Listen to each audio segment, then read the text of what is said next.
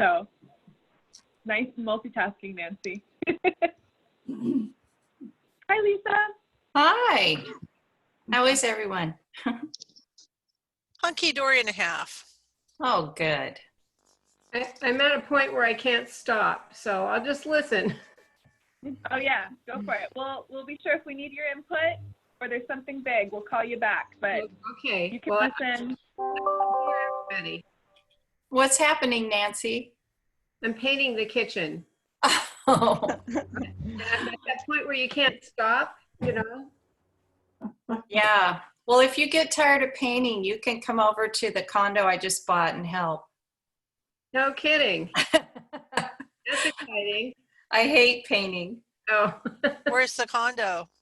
In Milwaukee. Oh, okay. Congrats. Hi, Todd. Hey, Lisa, you're not going to move on us, are you? No. No, I had to have a place for my son to live so that he and I wouldn't kill each other. That's probably a good plan. Yeah.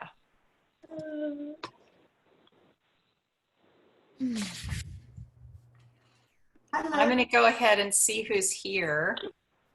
Yeah, sounds And good. this time I'm just going to say your name because last time I tried to do it without, and I missed some people. So Todd is here. I saw him. And Deborah, I thought I saw Deborah. Here. And Christy is here, and May is here, and Laureen is here, and I'm here, and Nancy Turner is here, and Margaret. Am I missing Margaret? I'm here. Oh, you're here. Hi, Margaret. And Nancy went to go paint her kitchen. Natalie, I don't see. Just coming here. on. Oh, hi, Natalie. Hi. And Libby's here. And Beverly's here. And Lanny's here. And Leslie, did I miss Leslie? I'm here, up at the top. Oh, sorry. It's hard to see people. Okay, so everybody's here from the task force. So if Jennifer, you want to introduce who's here on your team? We have tonight myself, Jennifer Hoffman, Jim Kalblich, both with OPSIS, and Ray Johnston with Johnston Architects. And I don't see Mona. I don't know if she's joining us tonight, but if she does, welcome. I don't think so. Yeah. Okay. Thanks, Ray. What a child requirement. Yeah, those children. They get in the way, dang it. Mhm. Allison, do you want to share anybody who's here online? Yeah, I actually think it's just us for the moment. I don't see anybody listening in, but if we do have any folks joining us for members of the public, we'll give you a shout out if we see you or if any of our elected officials drop in this evening. This is being recorded, so your faces will be potentially up online in case anybody wants to tune in afterwards and watch what happens and catch up on our conversation. So pretty quiet. Looks like it's just us right now. Okay. So we can go ahead and approve the minutes. Are there any corrections or changes that we need to make? Or did we get minutes? Did you send us minutes? You didn't get minutes. Your project manager is behind. She hopes to catch up soon. Okay. So we can skip that part yeah. for tonight. Okay. And just like Allison said, this meeting is going to be recorded. So if you want to go back and listen again, review what we talked about, you're welcome to do that. Tonight, we're discussing the 3 design options that were already presented, and we kind of asked some QA about, and there was an optional meeting last week that some of you attended. It's not a time for us to make a decision about the options. We're just really still in a discussion mode so that Jennifer and the team can get more input from us. We, correct me if I'm wrong, Jennifer, but the decision will not be finalized, the design choice will not be finalized until possibly September or somewhere around that time. So tonight is more of a discussion to compare the options so that the design team can hear what we're thinking. Right. This is a draft run through of the criteria that we all established and weighing the options against that. It's going to be the first pass at that before we prepare the public survey that will go out. Catherine, do you want to speak to any of the meetings coming up just to have a context for the larger? Yeah, I think what I'll do just quickly, usually I do this at the end, but I think it might be helpful to do this at the beginning today. It's just show you where we're headed so you can see where we are in the process. So this probably looks familiar to you by now.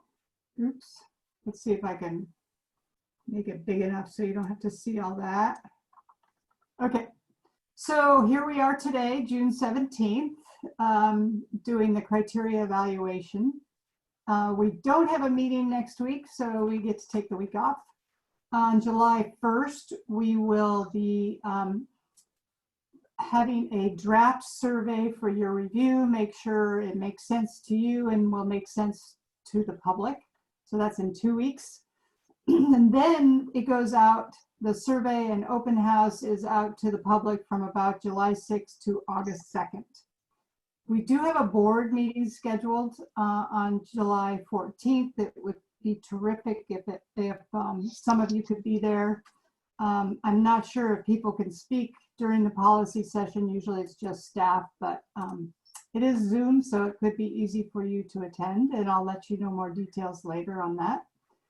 So all of August will essentially be public input, except we are looking for one meeting somewhere near the end of August, maybe one of those last 2 Wednesdays, where we will review public input.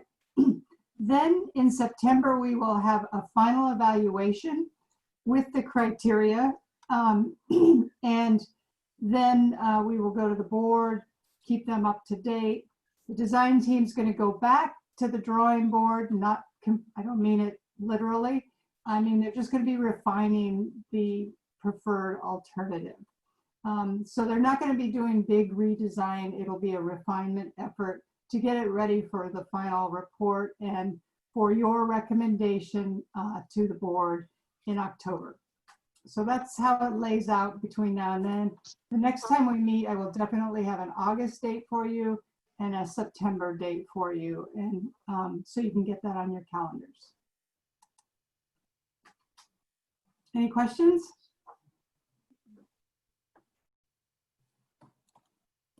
So I think we can go ahead, Allison, and maybe start talking about the choices. Yeah. Hi everyone. Thank you so much. We had sent out a link for a survey, and most of you were able to take the survey. I know it was kind of long and detailed, but it was fascinating to pour through the results of that. And again, this was kind of our first blush at just how are you feeling about the alternatives and how what you think on the first evaluation. So I'm going to share my screen and walk us through the results of the survey that you took. There's some clear places of agreement, and then some places where it was a pretty even spread across the board. And then some things I think that indicate for us that'll be important for putting together the public-facing survey. And then I'm going to stop sharing my screen and we can talk about these and see if there are some of the features or things that you saw in some of these design alternatives that are really standing out to you. Any things that you're kind of, you like this, but there are other things that you want to talk through, and make sure that we're kind of capturing all some of that so that we can make sure we're putting together the right public survey and that we're capturing your thoughts on this. So without further ado, I'm going to share my screen.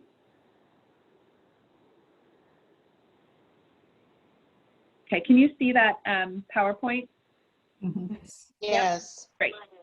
Okay, so you were asked in the survey to let us know, rate it on a green, yellow, or red. Green if you thought that it really met the criteria, yellow if it sort of did, and red if it met very little of the criteria.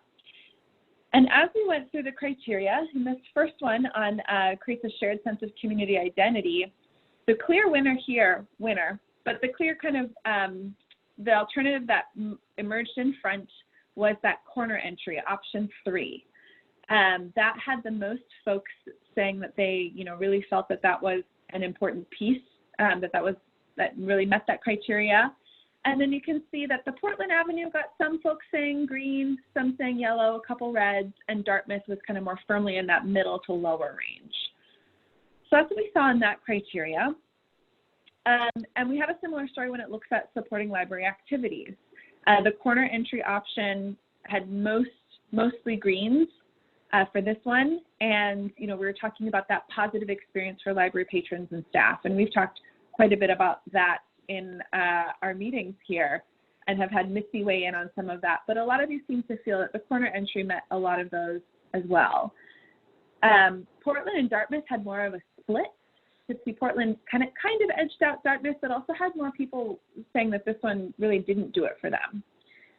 So that was kind of an interesting piece that I want to hear some of your thoughts on that in a second. Again, I'm just going to kind of give you the big picture, and then we'll talk about this together. When we go into the next one, this is one of those that I think for me, the story that this is telling me is that this is a challenging one to evaluate. The options are all kind of split across the board, and a lot of you, so 4 of you, consistently said, this doesn't really apply here. We're talking about honoring the community's creative spirit and appreciation for the past through history and art. So where can we put in the art pieces? Where can we have things that reflect the history of this community? And to me, this sort of says, there were some comments that people had about the things that they saw, and we'll review those in a second. But it seemed like this was a really kind of challenging one to evaluate. But for those of you who did feel like you could evaluate it, again, the corner entry option emerged as the front runner here. When we look at civic presence and community fit, we saw a little bit more of an even spread across here. Again, the corner entry one got the most green votes. Portland Avenue entry was kind of split with most of the votes in the middle, and then the Dartmouth entry option had more of those red. So kind of that similar story coming through. When it comes to access to nature and green spaces, the placement of the courtyards and the size of the courtyard had a lot of influence, I think, in how people talked about their votes in some of the comments. But again, corner entry, a little bit of a split with the Portland Avenue option, and then kind of in the middle. Portland, this one's interesting because it has the smaller courtyard, and we had more of a split between votes. 4 people said it met the criteria, 4 people said it was in the middle, and 3 people said didn't really hit the criteria. So that's an interesting piece as well. When it came to stewardship of funding, this is kind of an easier story. The one that has that lower price tag got more of the votes, the green votes. But also we talked quite a bit about value and what you're getting for those price tags, even though it's not a direct correlation to how much you're spending and what you're getting. But again, the corner entry seemed to be the option that folks felt really met the criteria. 4 of you thought that Portland Avenue, option 1, also did that. And a couple of you thought that the Dartmouth entry option also did that. So we had an interesting spread here. And a couple of you found it was hard to evaluate this. And one of you found it was difficult to evaluate across the board. And again, when we get to sustainable design, I think this is another one of those places that it shows me that there's a little bit of difficulty evaluating this. We might not have enough information right now, but some folks did feel like that corner entry, again, emerged on top, kind of more of a middle ground for Portland and Dartmouth. And a couple of folks just saying, I don't know, I think we need a little bit more information here. And then finally, this recognition of the community's effort to realize the new Gladstone Library, we saw less of a clear story of one kind of really meeting this criteria. So there might need to be additional conversation with the design team about what this means, about how this could be incorporated in future stages. And maybe we don't have all the information right now, but it's something that could be explored in the future. But there was that clear kind of picture here of the Dartmouth entry option didn't really hit that mark for a lot of people. And then this planning for the future, We did get the corner entry coming out on top, kind of edging through, but I think, again, we've had some folks who had some difficulty evaluating that or felt like it wasn't really applicable at this time. And then similarly, Portland comes out in the middle, and Dartmouth, kind of those few more reds in there. So big picture, what does this tell us? And you're going to help fill in the gaps in a second, but generally, option 3, that corner entry, got more greens in every single criteria than the other 2 entry points. So overall, it scored the highest in your initial evaluation. Generally speaking, the Portland Avenue entry was in the middle. It got generally more yellows, and then the Dartmouth entry option got more reds. So again, that's not true in every criteria, and I think that there were some that were difficult to evaluate, and there was more of that spread across the way.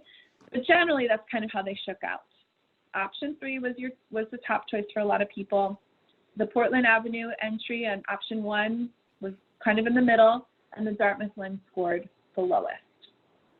So with that, I'm curious if we can just kind of have more of a conversation, and you can let us know some of your thoughts. If you were one of the people who kind of was stuck between 2 ideas, talk us through that. And we could certainly start at the beginning with that idea of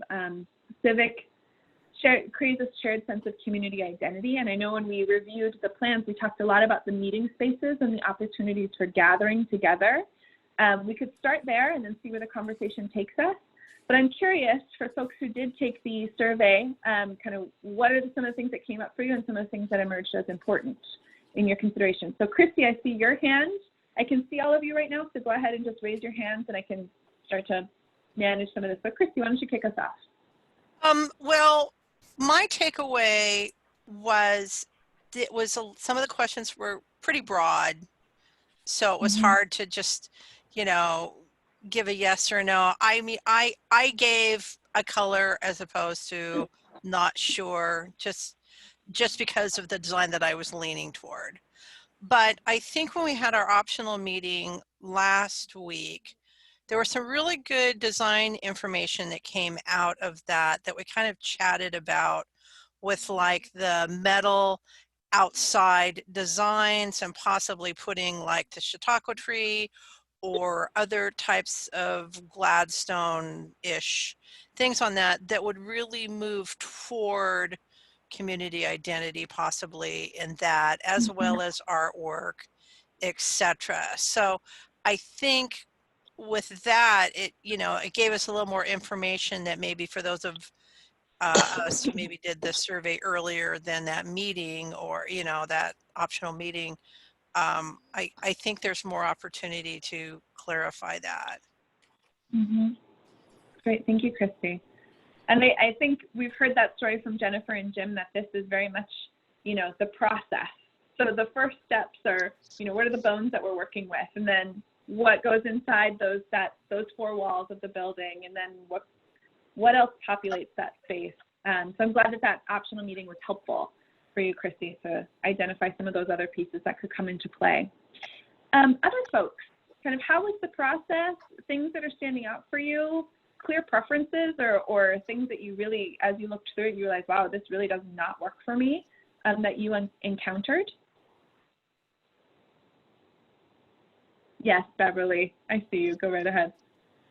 Well, I think that doing that survey and the way it's written and everything, with the lack of detail that we're seeing at this point, that it was really hard to do. So I kind of went with my overall feeling, but I felt that with the lack of detail that we have at this time, and I understand why there's not a lot of detail at this time, I understand that, but I think that made the survey really hard to answer, and feel like I was really doing a good job of answering it.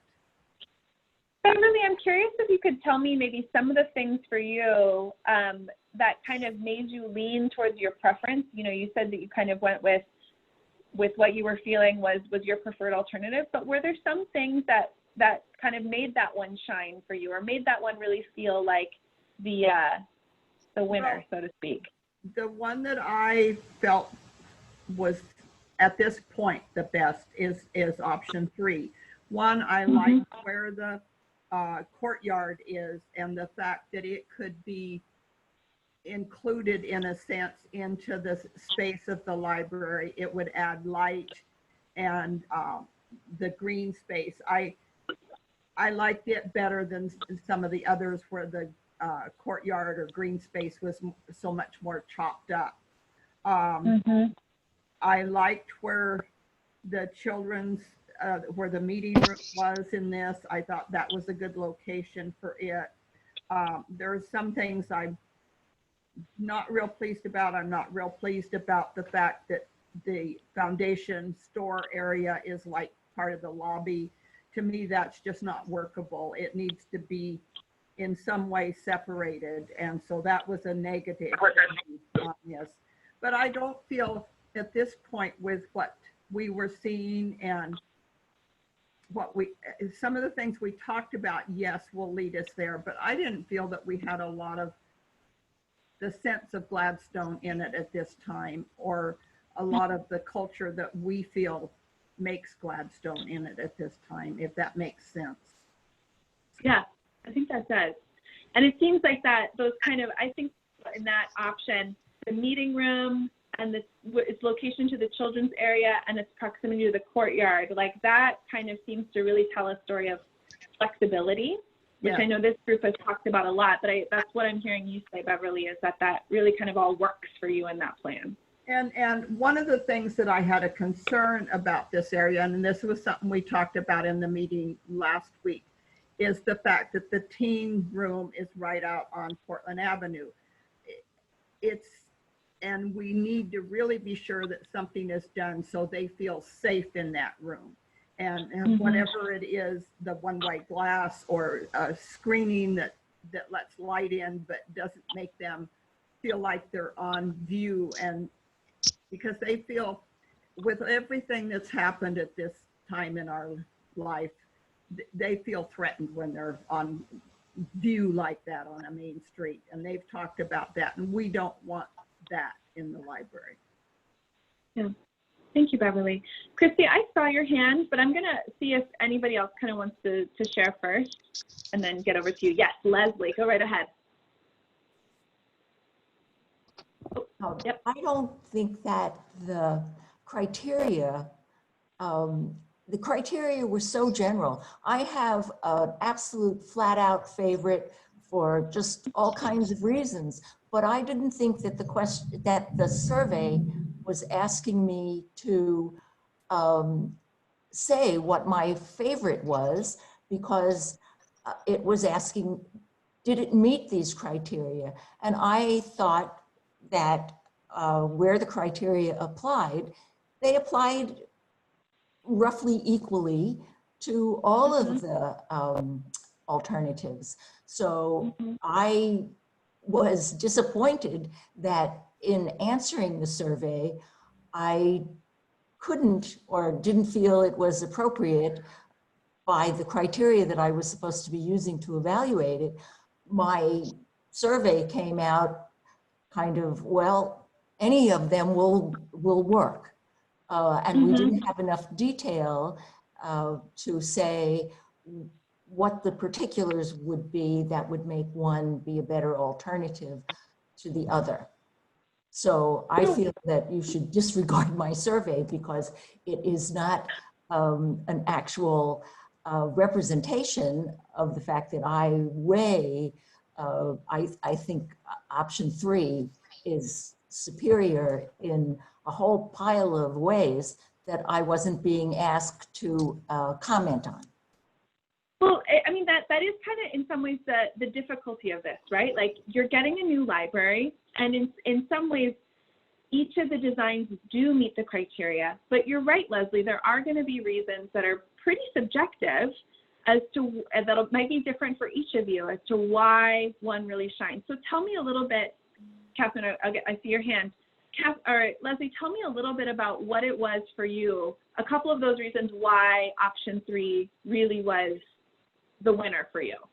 Maybe just, off the top of your head, like, why option 3? I think Tell it's us about far that. more flexible than in the use of space.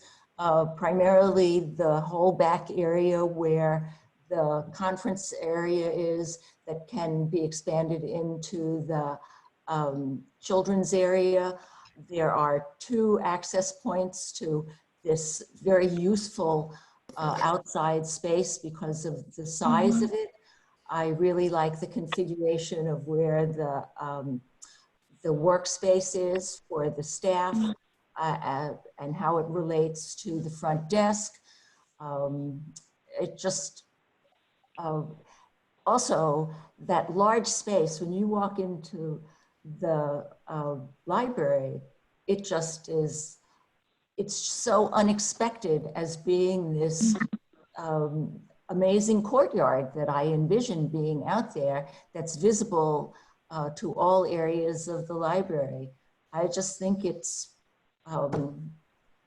I don't want to look at the other alternatives, actually. And your face is lighting up as you talk about it, so I can tell. It's an extraordinary use of the space. Not only is it practical, it's flexible, but it's also very beautiful, and it makes a wonderful impression. It's dramatic. It's just great. It's when you walk into there, it's like you're going into an unexpected place because you don't expect that there's that really large outside space that you see from every part of the library. That's really helpful, Leslie. Thank you. So I'm going to get to Catherine in a second, and I see Natalie's hand. But I'm curious, I heard a lot of similarities to what Beverly was talking about the flexibility of that space between meeting room, kind of that back area and the courtyard. And I'm curious for other folks, you know, if option 3 was your favorite, if that was a key feature for you, also kind of that flexibility. And if you can just raise your hand or kind of give us a thumbs up if that was, okay, yeah. So it looks like for a number of people, that was something that was really key, is the way that those back spaces work together between meeting room, children's area, and courtyard. Okay, Catherine, over to you, and then over to Natalie. No, you asked the question I wanted to ask. I was really just anxious to hear why Leslie really preferred one alternative, and I'm really excited to hear all of those really good reasons. Cool, thanks. Okay, Natalie, and then Nancy, I saw your hand, so I'm going to get to you because you're back from painting. So Natalie, over you go. The other Nancy. I just wanted to, I'm in agreement with Leslie. The thing that has struck me with option number 3 is that it seems to be highly functional for staff as well as for patrons, but I like the flow of it and the flexibility, and that option stands out more. And I like the fact that the entrance is on the corner, so you kind of get the best of both, you know, whether you come in on Dartmouth or you come in on Portland Avenue. But I think the functionality of it and the flow, I think, is efficient for the staff. And I think it'll be good because they should be able to see everyone in every area.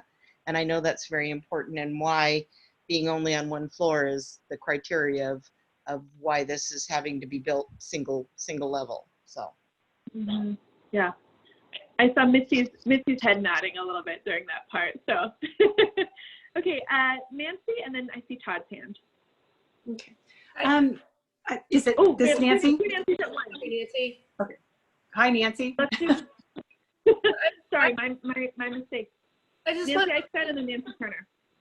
I just wanted to mention that some of the space is flexible and some is not. It's kind of hard to, I guess we can think about like the workspace, the meeting room, and the bathrooms are not flexible. That's where they're going to be. But I don't think we should get hung up on whether the teens are here or the children are there, because we know Mitzi can change them around and see what works as time goes on, like she's done in the current library. So I don't know if we should be discussing whether those specifics for items that are in flexible spaces. Does that make sense? Yeah, it's got to be whatever's going to work best.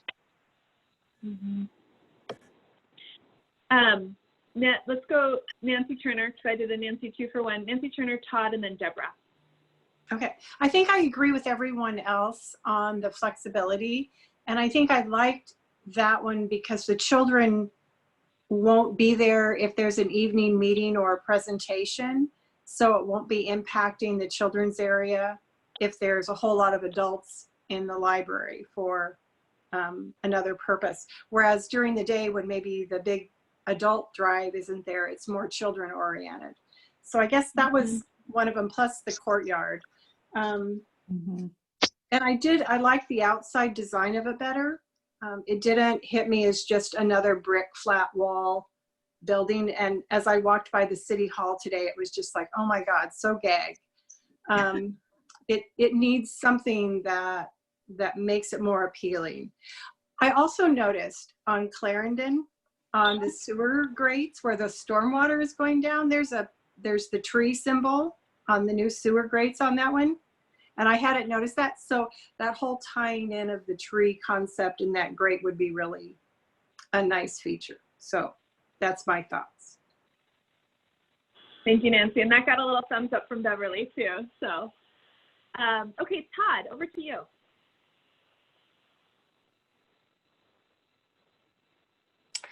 I like the design number 3. I'd like the courtyard on Dartmouth Street and the workroom and the stuff just kind of flip-flopped. So that the building actually had more of a, crescent flow around it with the courtyard in the middle on Dartmouth Street. I had comments on lots of other things and I can't remember what they were. We can always come back to you if you want. Well, how about just a little more frequently? Sure. Yeah, we can take that as like a post-it because I know Christy also has some additional thoughts. So we'll come back to you, Todd. Short comments, because long comments I get lost. It happens. It happens. Deborah, I saw your hand. Over to you next.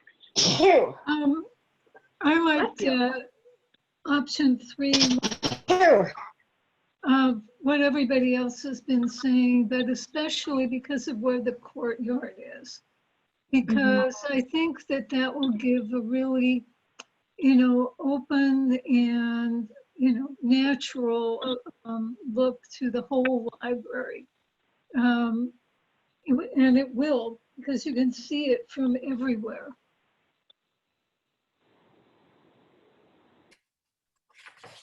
Yeah. It seems like the courtyard feature is important for a lot of people, and that's kind of the way that it works with the views from the streets and on Dartmouth. That seems to be a key feature for a lot of people. Thank you, Deborah. Lisa, there we go. I have a question about what the background of the courtyard, and maybe this was discussed in the optional meeting when I wasn't there last week, but so when you walk in the library, if you're looking at option 3, it looks like you would see the courtyard area there. And my question is, what are some ideas for camouflaging the ugly buildings that are behind that? And maybe you already discussed it. Tim, yeah. Yeah, I'll take a stab at that. Well, the interesting part of option 3 is half of the courtyard would have a lower wall that wouldn't be as tall. And by that would be at the kind of western end of the courtyard. And so you would be looking out and seeing the sky. And so it's really the eastern half of the courtyard where there is the wall of the fire station. It's a taller wall. And so there's lots of options. Think of it as an opportunity. Maybe it's a challenge as well, but certainly, you would tend to, if there's trees in the courtyard, you would tend to maybe locate them there versus at the west end of the courtyard where it might, block the view of the sky. So I would think taller landscape. That wall could be an armature maybe for plants to even grow up the wall. There's also the opportunity for how one, it's because it's a city-owned building, you know, could one paint the wall, or is there an opportunity for a mural? So It's a moss garden. a moss garden, vertical moss garden. So Well, it's yeah. on the north side of the building, and that's what it's going to be. Well, it actually is on the south side in terms of the courtyard, you know, in terms of the light that comes in, is because the massing of the building steps down. But you're right. The point you're making is whatever the landscape material is needs to be correct for that solar orientation. And so lots of challenges, you know, but I think, you know, the hope is that it's a real opportunity to make something really wonderful that feels really great. South. What do you mean by south? It's on the north side of the building. It's on the north side of the building, but in terms of what happens is, because our building steps back, you're going to get south sunlight that will hit that wall. It'll get quite a bit of exposure to south sun. But you're right, it's the north side of our building, but because our building steps back, there'll be south sunlight that comes into and hit that wall. So it obviously will study solar angles and make sure all that's really dialed in. Well, the old building. Oh, Ray? Oh, sorry, Todd, can I just check in to make sure Lisa got her question answered first? Yes, yes, thank you. Cool. And Lisa, I just maybe wanted to give you a little bit of space if you do want to share any of your thoughts or feedback about any of the designs. You have the floor. Oh, I just and one other question that I had is it feasible in the entryway to place a tree there, or is it too small? I was thinking of like the powwow tree or something like that. But I don't know if that's too small for that space. You know, I mean, I'll take a stab, Ray, you can chime in. It's a pretty intimate space. I think the feeling of landscape being there, whether it's a tree or vines or, you know, rocks, stones that are nature that you could sit on. I think there's lots of opportunity there, and there may be opportunities to express the powwow tree or the chautauqua tree in many different forms, whether it's a literal tree or not. But it's not as big as like option one. You've got a larger courtyard that would more easily accommodate a tree, but I don't know. You know, Ray, do you have thoughts on that? Yeah, I think, you know, you'd be amazed at what you can do with a space like that and some of the materials that we can use. Yeah. Columnar vine maples, for example, and things that are really beautiful. And I guess I would also note, so I wouldn't rule out a tree there. You know, what's excited me a little bit from last week's optional meeting is the idea of the bedrock from, you know, river gorge and, you know, the area in general kind of rising to the surface there and helping to inform the design of that entry area. And that's a whole exercise in itself that, of course, Kurt will be pretty involved in. And then I would just add that one of the cool things about this site is it's on the bias. It's not orthogonal. So north is actually a diagonal line across the site, and the courtyard in option 3 then will get a really strong blast of sun, you know, and this time of year it'll be maybe from 2 o'clock to 4 o'clock in the afternoon. So I'm not so worried about, you know, moss gardens or anything, and I'm more excited by just the potential. I think something vertical in that entry in the corner solution is really a nice idea, and maybe it does allude to the powwow tree. I don't know, but there's a lot to work with there. It's kind of an exciting potential. Todd, did you have I see May's hand, but did you have a follow-up question before I move on? I might have, but I forgot it. Okay, we'll keep coming back. May, over to you. Yeah, I also chose preferred option 3, and I agreed everyone's what they said. I just want to add on that is I like the children room put on the back because I would imagine if something really bad happened, the children was in the back of the library, not on the front. And also, I'm not sure whether we'll have an emergency exit, a door on the back of the children's desk sections. I know we haven't get to that far yet, but just want to mention that that's the one reason I really like that design from a parent's perspective. That's great. Thank you, May. And it does seem like that kind of the placement of the children's area, but also to Beverly's point, the placement of the teen area, especially with regards to safety and even just that sense of security. You know, they could all be secure areas, but that sense of safety and security for both the children and the teens is really important in whatever design and whatever, you know, this looks like in terms of the preferred alternative. But thank you for that, May. Yes, why don't we go to Christy, because she's been waiting patiently, and then we'll see who else has thoughts. Yeah, go ahead, Christy. Well, a couple of things. I mean, unless I don't know if I said it, but yes, design 3 is my choice as well, and I echo a lot of the sentiments that were going on.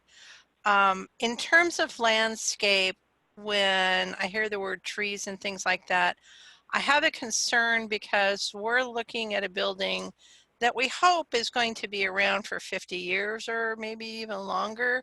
So if you put a tree someplace, that's going to get pretty darn big in 50 years. Now, as a gardener, I mean, I try not to mess with my landscape a ton, but you're always going to be changing things up as things get too big or die or whatever. But trees, I'm just a little leery of because of the potential bigness and whatever. The next thing was that, you know, with the teen section being out front and exposed, I think again with designs and various other things, we can make that safer so that you can't really peer in clearly. But I am very curious to hear what Mitzi's choice is from a library staffing standpoint, because I know she has an opinion. Well, again, I didn't want to say too much to overtake the discussion. We wanted to make sure that we could get everyone's comments and suggestions. I would echo what many of you have said about one particular plan. A chicken, okay. Well, on that, I'm curious, and I do want to hear from everyone, but what you're saying is reinforcing the story that was told in that survey, you know, and even if it was just to kind of to get you to think through each of these pieces. But is there anyone for whom option 3 wasn't the clear winner, or there were things in other design alternatives that you really liked, that you maybe, you know, want to talk through or share? Anybody who's kind of thinking like, actually, I liked number 2 a lot, or like number 1. I'm curious if anybody is kind of sitting with something else. And if that's not true and you all like option 3, that's okay. Tell me more about why. But I just kind of wanted to open up that space if there is somebody who's kind of thinking something different, to tell us why.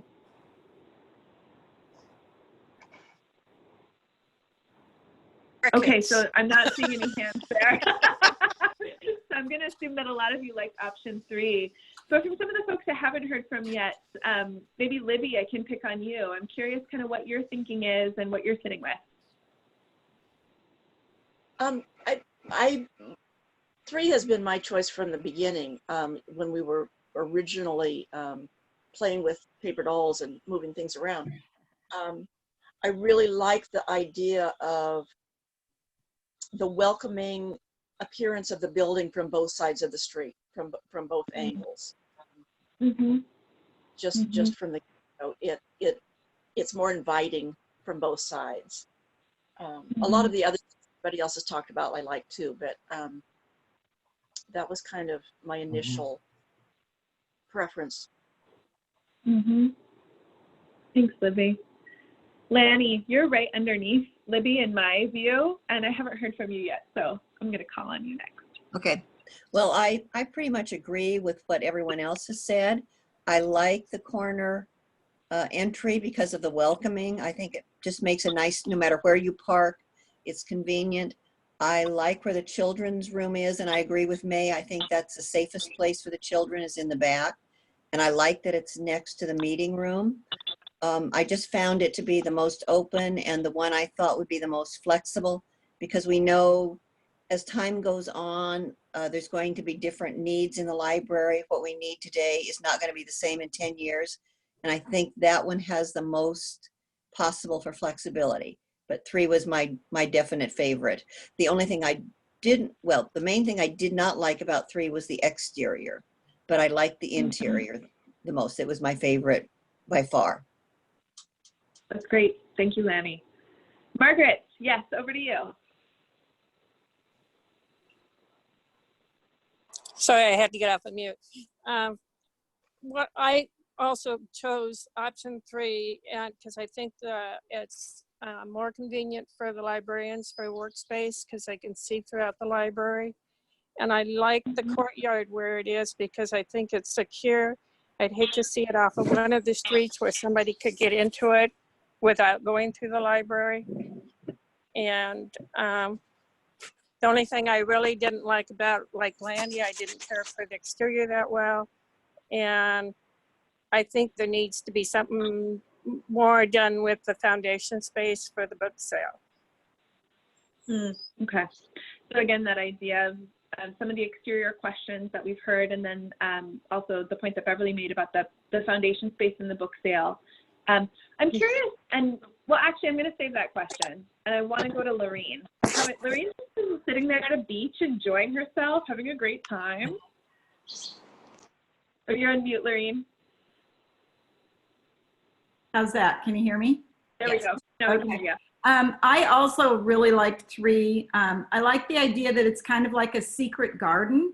Like you walk in, it's kind of unexpected. And, you know, being the teacher in me, I think it would be really a welcoming place to go to read and to look at things and interesting. I love the flexibility of that meeting space. I also, the outside is not my favorite, but I was very pleased with, we could come up with different options. I'm a little concerned about the study place right when you walk in, but I think Ray kind of talked, or was it Jim that talked about maybe they could tweak that a little bit. I just imagine if I'm sitting right at the entrance trying to study, and that's kind of where people are loud, is at the entrance. But other than that, I think it's a great design. So I wanted to ask folks, thank you for that, Lorene. And I wanted to ask folks, I know that we have some folks who are deeply committed to the foundation space and the book sale space, and that's been part of our conversation since the beginning. So it seems like there's some kind of discomfort with how things are laid out in option 3, even though option 3 seems to be the consistent favorite with everybody this evening. Are there other ways, in any of the other options, is the foundation space better configured, and why? I'm just curious. Okay, that's a hard no from Beverly. Okay, Beverly, yes, go for it.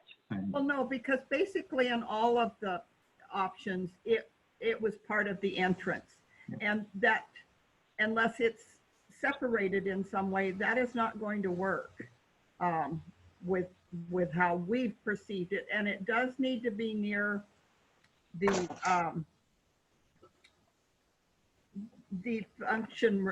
function area of the staff. If they, I think Mitzi has said something about that they would be willing to share their work area with us, because that's what we're currently doing. But it needs to be close to that, but not part of the actual entrance. And that's what it's pretty much in all of them, as I remember them.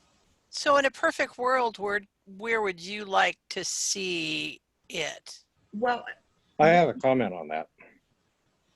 Okay, let's let Beverly reply, and then I see Todd and Lisa. If any of you have seen the library out in Canby, Well, and the one in Oregon City, there's also, it's near an entrance, but it's closed off enough so that it's like a separate little area, not just a walk through. And so if in some way it could be arranged so that it was separated off and not just part of the entrance, because in all of these, it's pretty much just part of the entrance, if that makes sense. Todd. Okay, Yeah, no, first of all, I that's- still don't understand. go I ahead. think that we're trying to build an excellent library. And I don't think we should get any concessions on that at all, including for the foundation. I mean, if we have to shoehorn the book space that we've got to have someplace, then that's what we'll do. I mean, the library first. So it does,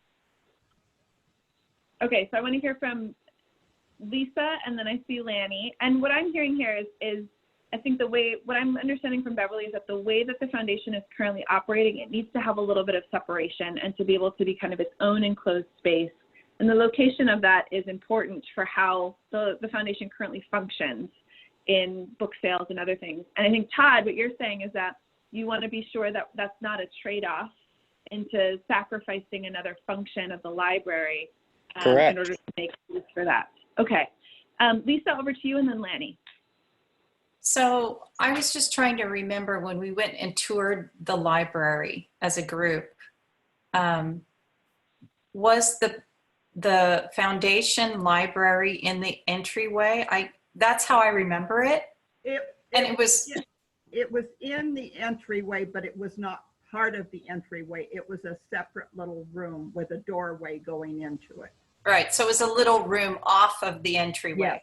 Yes. And so my question is, isn't that feasible with the way that the option 3 design is, or is it not feasible? No, if you I'm actually, I could answer. Beverly, I'm going to pause, and I'm going to have Ray chime in on this one. Okay, Ray, go ahead.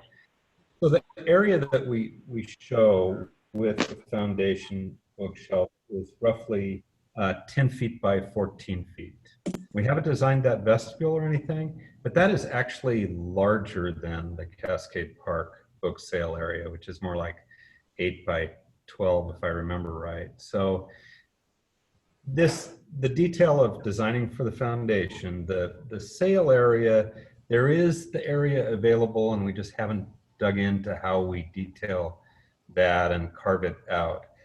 The harder thing for you to choose, and maybe this goes to Todd's comment there, is the idea of a foundation workroom that is in addition to the general library workroom will require us to remove some other program. So we can make that work, but at the cost of one of the little tutoring conference rooms, for example. Or the workroom we show is larger than the existing one in the current library. So Mitzi has suggested that there's something that can work out where the foundation shares part of that workroom. So the space is all there. If you want to go like hardcore and have a lockable door for your own room, then you got to give something up. And then you'll just have to be patient with us to solve it in the entry design, because that's in a lot of the libraries where I see it work well, including Cascade Park, it is part of the entry sequence instead of sitting out there in the middle of the library somewhere where it's much harder to control. And it's not as good a retail scenario where people are coming and going, waiting for their ride or whatever it might be. You know, to satisfy that kind of potential, putting it pretty close to or integrated into the entry vestibule is a good strategy. I sense that what you're frustrated with is it's just not articulated well enough. We haven't. Yeah, we're not sure of exactly how it's going to work. But to answer Todd's question, the tail wagging the dog raises a lot of money for the programs for the library. We're not in there selling books for the foundation's profit. We're in there trying to sell books to fund programs for the library. And that is. I just don't want the tail wagging the dog. So I'm hearing, I want to actually, before I summarize, I want to hear from Lanny also, because Lanny's been waiting. Well, Ray answered one of my questions about the size of the bookstore, and that's a very generous space. And Right. I think it's workable to have the foundation store there. We just need to have some way of some kind of a demarcation. I don't think we need a locked door, but we need a little separation. And if Mitzi and the staff are willing to give us a designated space in the workroom, and it sounds like they are willing to do that, then we're good to go. We're not asking for much, but we can generate a goodly income for the library with this bookstore. And that's all we want to do, is support our library. And I saw nodding heads on all your points, Lanny, from Jim and Ray, and also from Mitzi. So I think that Thank you. Okay, that thank you. possibility to explore further articulation, it sounds like that's there, and that to explore how that works with the workroom, so that it's not necessarily sacrificing another space. To Todd's point, which I think is also, you know, very well taken. It's, you got to get a lot of stuff into a small space, and it's consistently. And we don't, you know, we don't want to take away from any other space. But, you know, it's hard for us when we look at these plans because we don't know the scale. And we absolutely do not want to be in the staff's way, because that's what we're doing now. We are in their way, and we're trying to avoid that. But if they can give us a designated spot, we're fine with that. And I think we can work with the size. I think it's very workable. That's more than we were hoping for. So we appreciate that. Cool. Missy, yes, go ahead. I shouldn't say that. I also think it's very workable, and I wouldn't compare it to what we currently have. I think that we will have enough space where we can have a designated area for the foundation, and it won't be like we're on top of one another like we are right now. I don't see any issue with having a specially designed area that meets your needs with shelves and whatever it is that you need, and then a clear designation between the two spaces. Yeah, Lisa, go ahead. I just want to say that I appreciate the work that the designers put into all three designs, and that I think whatever we get is going to be 1,000 times better than what we have. So I'm so excited. Agreed. Amen. And what's cool is that, I mean, I think, Leslie, you made that point with a little bit of frustration, but it's also true that the designs do in many ways meet a lot of the values that you articulated at the very beginning of this process. What also I am excited about is that you are all seem to be really excited for a lot of clear reasons about one of the design alternatives. You know, from what I've heard, unless anybody's sitting with something that they don't feel comfortable saying in this place, which I hope not, because we want to hear it if there are different opinions, but it seems like everybody really sees a lot of value in option 3 and a lot of excitement around those possibilities, with some exceptions. You know, there's some questions about the landscaping and what that looks like and what the views are, the exterior, which has kind of been talked about, but there are some continued kind of hesitations there. And then the teen area, there's a couple question marks from some folks that we've heard, and the foundation. And what I'm hearing from the design team is that a lot of those issues have potential solutions that can help make sure that you're getting the best possible outcome. So I agree, Lisa, it seems like kind of an exciting place to be in, where there is, you know, it's not like, ooh, which of these, choosing from the 3 kind of bad options. It's instead that there's one option that's really wonderful out of a number of options that would be probably a lot better than what you currently got. There's going to be a top quality library for Gladstone. Christy, go right ahead.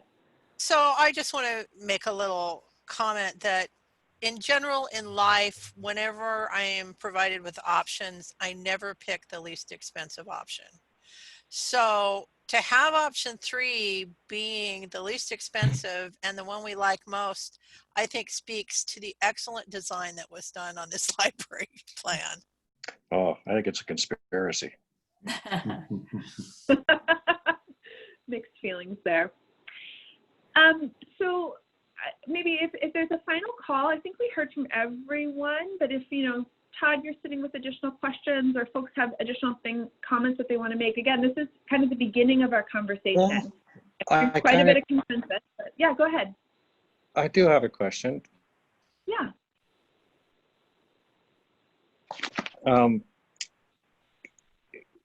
Jim, if you were going into the library to sit down and read a book, where would you sit? Oh. Well, I'll go first and then Ray will have his favorite spot.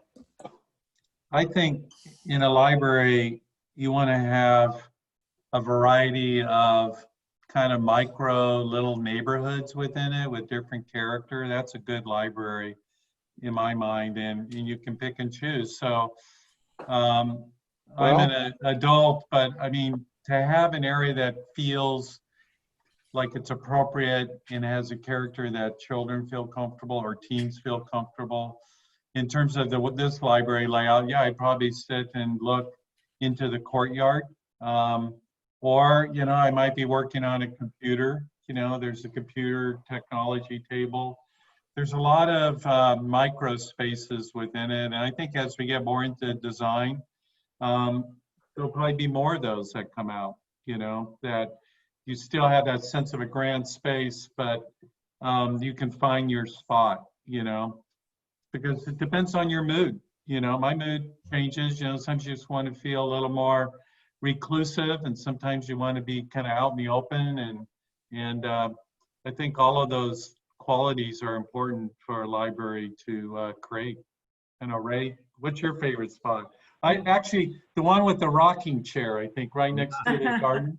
Yeah, the rocking chair looking into the garden would be one of them. But then there's a lot of times when I like to be in the middle of things going on.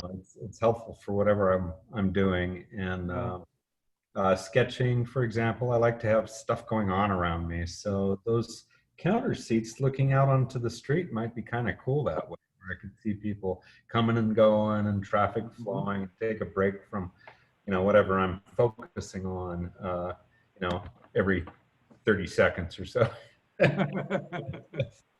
So. Okay, so I see a hand from Natalie and Lisa. Go ahead, Natalie. Oh, Natalie, we can't hear you. You're on mute. I'll see if I can unmute you. Can we hear you? Can you hear me now? Yes. Yep, we can hear you. Okay. After last night's Planning Commission meeting, I wanted to ask the design team, have you given any thought, because I know that there's going to be some standards that that are going to be implemented that for energy efficiency about new building that are going to be put into place soon. And I'm sure you're aware of it and what the time frame is, which is I believe is going to impact our library about being able to generate our own power with solar and whatnot. Have you given much thought to that in the design for being for the library being basically pretty much self-sustainable in the regards of generating energy? Yeah, and high efficiency. Yeah, I'll take a stab at that. You know, 2 weeks ago that point was brought up, and someone suggested, could this library be a net zero library? And we did talk about that a little bit last week, and it definitely could be a net zero library.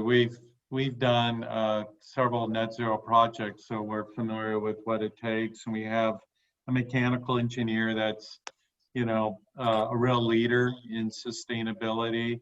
And so we actually asked them, could this project be a net zero library? We were curious because so much of it. Explain net zero. Explain. Yeah, I'll explain net zero, where the library is generating its own energy, basically the nature of your question. And so it generates enough energy that it doesn't have to be supplemented by other energy sources. And to back up a little bit, you want the building to be as energy efficient as possible. You want a very efficient exterior envelope, well insulated. You want to locate windows where they bring in good daylight, but you aren't creating a lot of heat gain by putting the windows in the wrong location. So all of that starts to come into play with how much additional energy you need to create on site. And so and you need a very efficient mechanical system. So all of that criteria is actually, thus far, we think kind of built into option 3. It's a very efficient kind of massing and where windows are located, and the mechanical system is very efficient. And so what's left then is like, well, how much do you need in terms of photovoltaics, a solar array to make up the energy that you need to create on site? And it would be a solar array that would take up about 3,600 square feet of roof area. And we thought, well, that's actually quite good because we have a 6,000 square foot building footprint. And quite a bit of our building has a very simple elevated roof where you could easily accommodate that solar array. So we think we're off to a great start for being able to create really probably, you know, the most kind of efficient smaller library from an energy standpoint, you know, in the Northwest, you know, or even nationally. It becomes a model because it is so efficient. I don't know, Ray, do you want to add on to that? So you guys are giving it serious consideration for being a net zero. Yeah. Oh, yeah, we talked about it last week. You know, we really are. And, you know, we even did some initial pricing, and it's so initial, but, you know, for that solar array, you know, the cost of that might be around 120,000, you know, that's plus or minus, but there's a lot of grants out there for the Oregon Energy Trust and other sources that could offset some of that cost. So the actual out-of-pocket cost for the project may not even be that much. So, and we would work with the, when we start the design process, we would start with, you know, early on, because we've got enough information to have what we call an eco-charrette, where we bring in the landscape architect and the engineers, mechanical, electrical engineers. We bring in the Oregon Energy Trust. They'd be participants, and they actually even help pay for these types of initial brainstorming of how to make a building like this, you know, a net zero building. So yeah, it's at the forefront of our thinking. It's kind of inherent to how Ray's firm practices and how we practice, and that's part of why we work together. We kind of share similar values, and sustainability is at the forefront of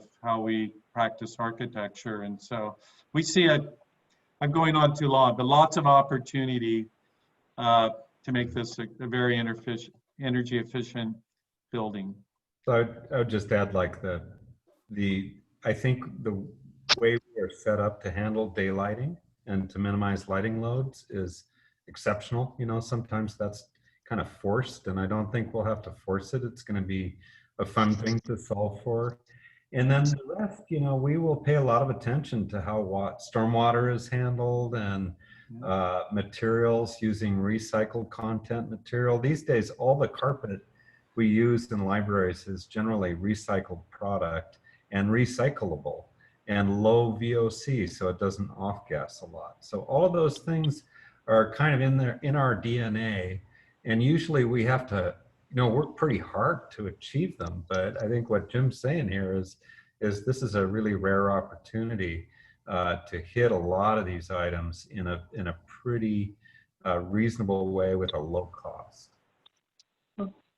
Christy, I see your hand up. Lisa had her hand up first. I'm going to go to Lisa and then Christy. Oh, I was just going to kind of segue off of what Ray had mentioned earlier about the seating by the window. And I know a lot of people had some concern about teens not wanting to be seen, but as a teacher, a former teacher of teens, I can tell you that they do kind of like to be seen. I totally agree that a screening will be necessary there, but I also really know that I taught in a classroom that had a similar thing with chairs that could look out the window, and they would fight to get there. So I see that as something they will really be attracted to rather than worried about, especially if there's a protection screen. Thanks, Lisa. Okay, Christy, I think you were responding directly to the energy efficiency, so we're backtracking slightly. Yeah, Go ahead. I think that this is a great opportunity to kind of get out to the community. I mean, for those people who I've talked to, where's the money coming from? What are we going to do? How are we going to pay for this? Whatever. That this is a great piece of information to put out, that we are seriously looking at trying to get close, attaining or getting close to a net zero building. We are going to be using to local, recyclable, economical, green products type of thing. And I think that's going to appeal to, well, it should appeal to everybody, but some people I think will really, this is great. Okay, I know my money's being taken care of and kind of thing. So I think that is something that if we want to start just teasing out there, that might be something to do.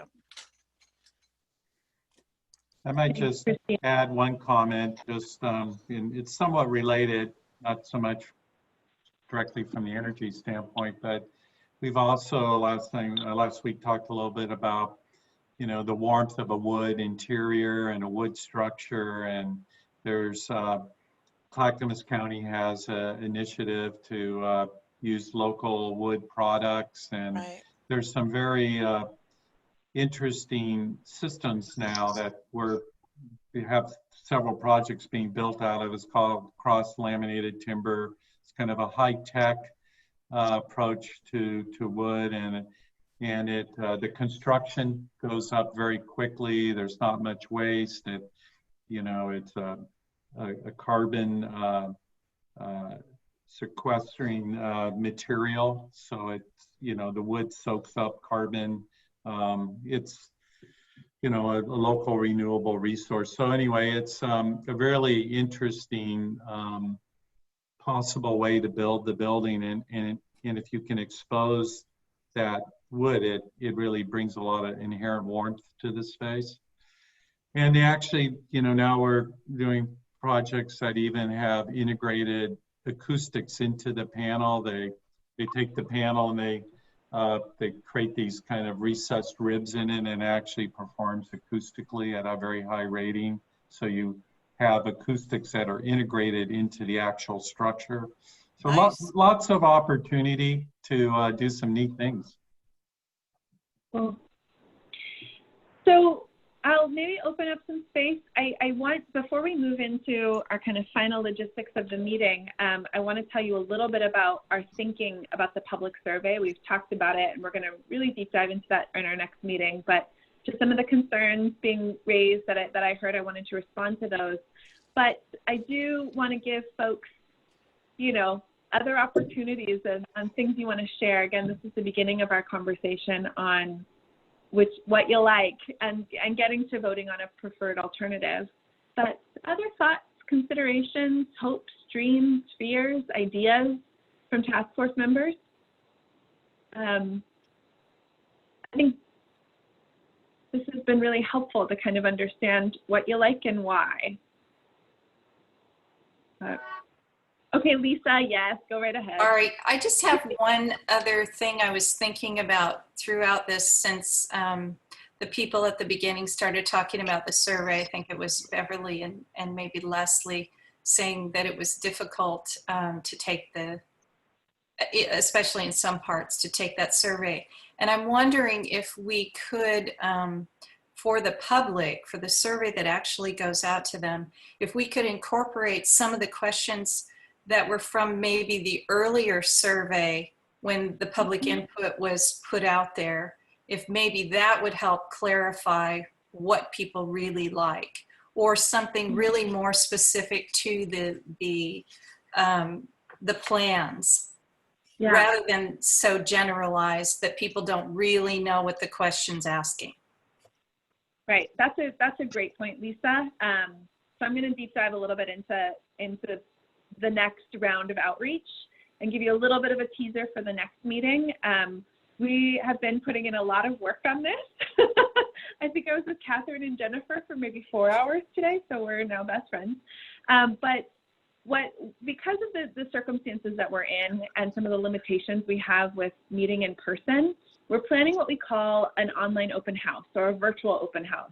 And it's really two things. It's an opportunity for the public to learn about each of the design alternatives on a website and also be asked input questions. So it's both a survey and like an open house that we would do. So we're putting that together right now and trying to figure out, okay, what is the right level of information, and also what information is going to be useful for you as a task force to take in and think about your recommendation for a preferred alternative, and for the design team to think about refinement of a preferred alternative. You know, what is making the option that people like even better look like? Today we started to articulate some of the concerns that you have that will help in refinement. You know, things like, what does the foundation actually look like, and what is that space? How does that space work for those, you know, the needs that you have, things like that. So what we're at right now is, I think, Lisa, you raised a great point, and Leslie, you brought this up too, of making sure that there's specific information that also ties back to what people heard, you know, and we talked about in programming.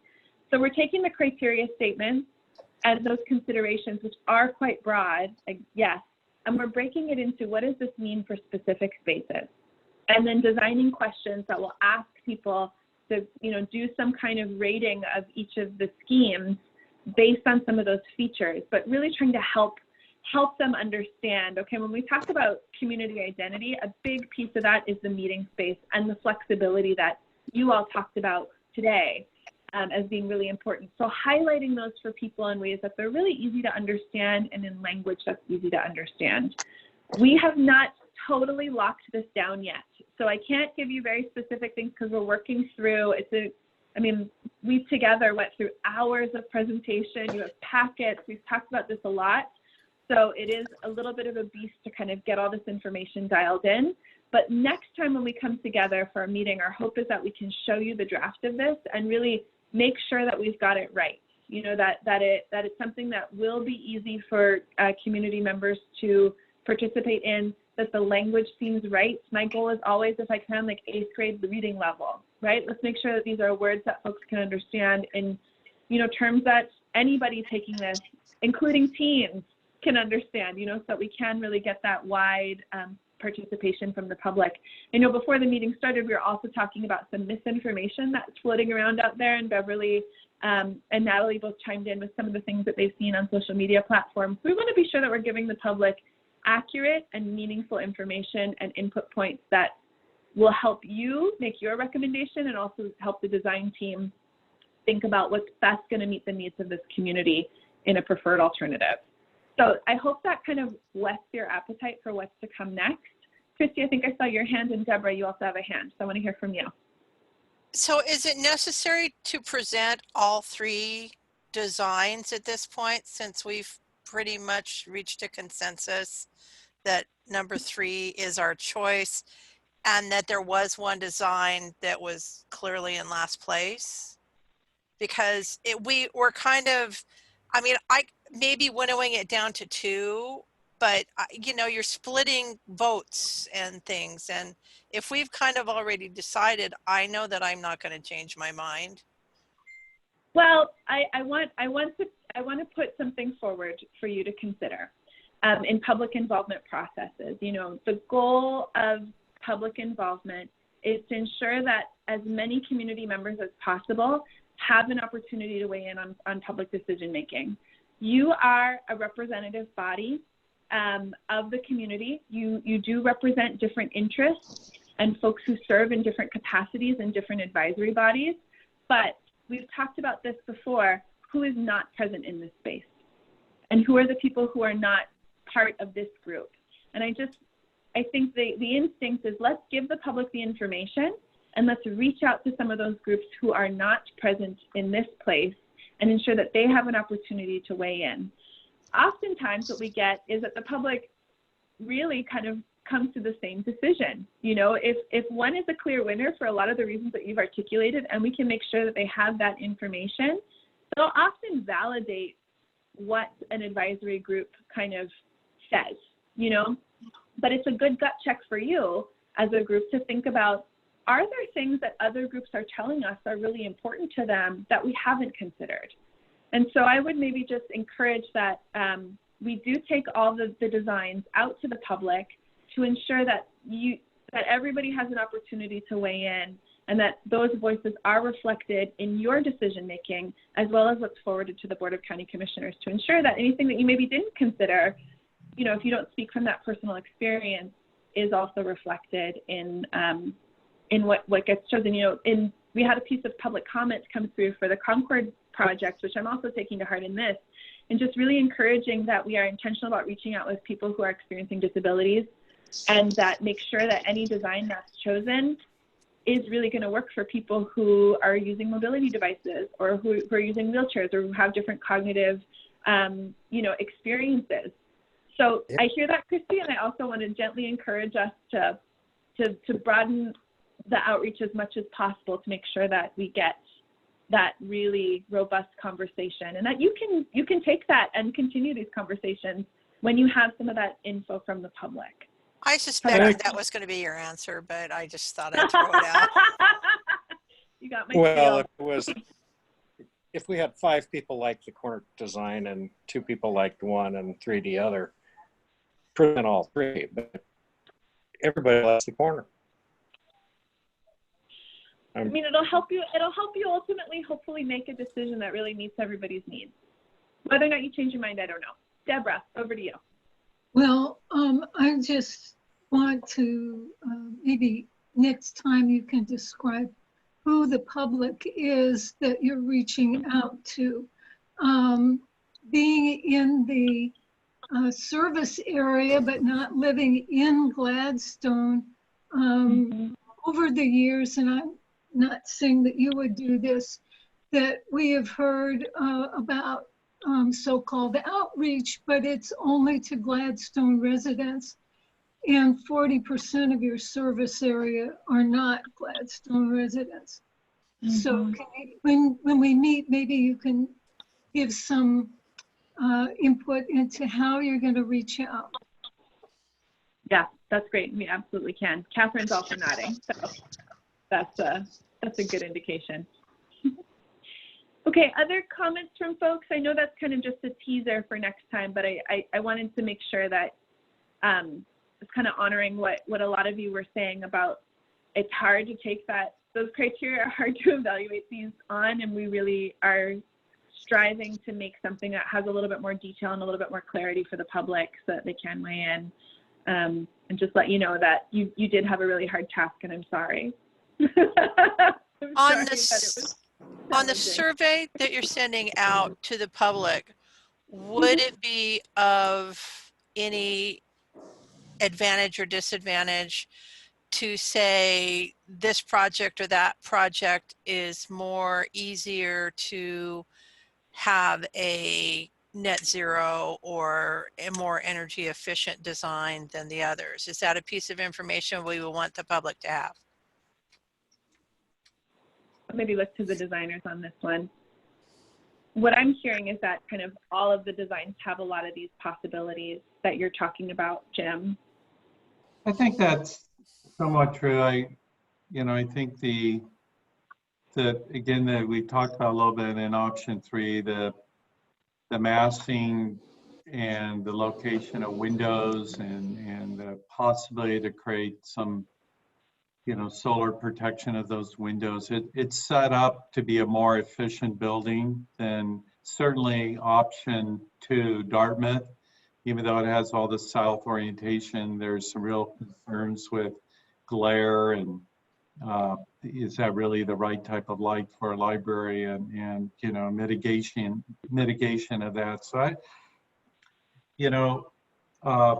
Allison's right, they can all be energy efficient buildings. To get to net zero, it takes a special kind of more engineered look at it. And I think, there is a difference, but it may be a hard item for the public to understand. That would be a challenge, I think. Okay, just a question. No, it's a good question. We talked about it among ourselves too, actually. Yeah. My question is, Margaret, my question is, have you decided how this survey is going to go out? Is it going to just go out on computer, because there's a lot of patrons at the library that don't use computers, that especially like in the senior center? So we can certainly talk about that next time. I mean, one of the challenges that we are facing, that I want to be real about, is typically we might go and we would have a meeting at the senior center or have a meeting in some of these places and be able to explain things through to folks, and then ask them some of the same questions that we would have in the survey.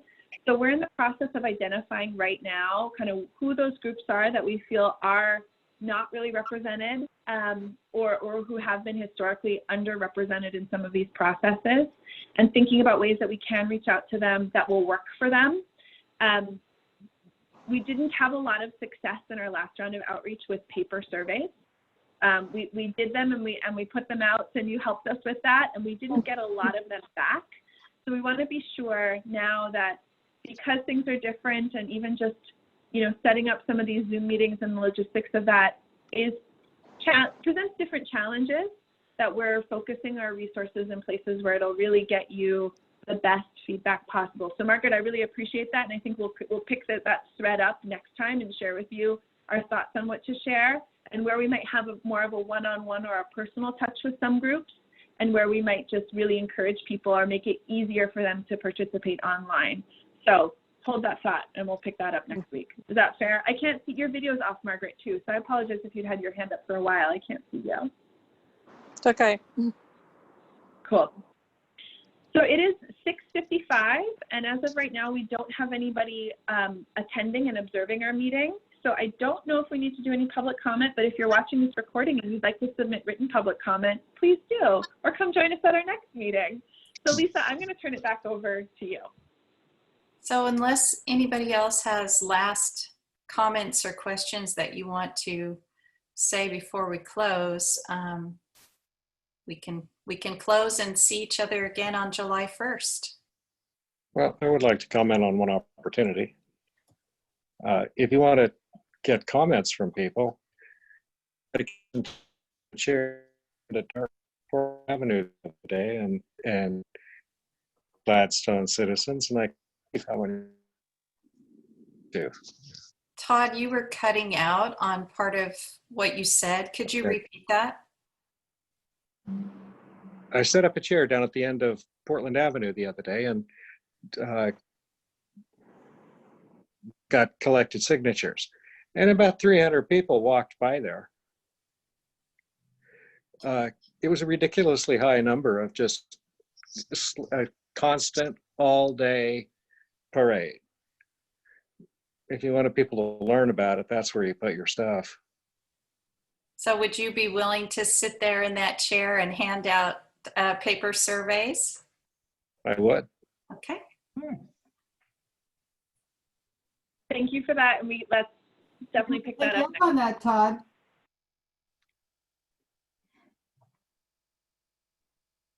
So does anybody else have a comment or a question or anything before we close?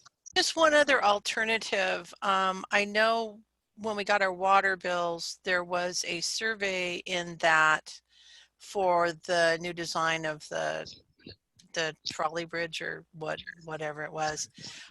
Maybe if we have enough time, we could work with the city to perhaps include a part of a page that they could cut out with an address to mail as an option too. I mean, I understand that we're not getting some of those back, but at least it would go out to all the citizens. No, it'd go to all the homeowners. Well, yeah, all the homeowners, but I mean, at least it would reach a vast portion of our service group. So, I mean, just a thought. Our goal, just so you know, is I think we're going to send out postcards to the service district. Okay.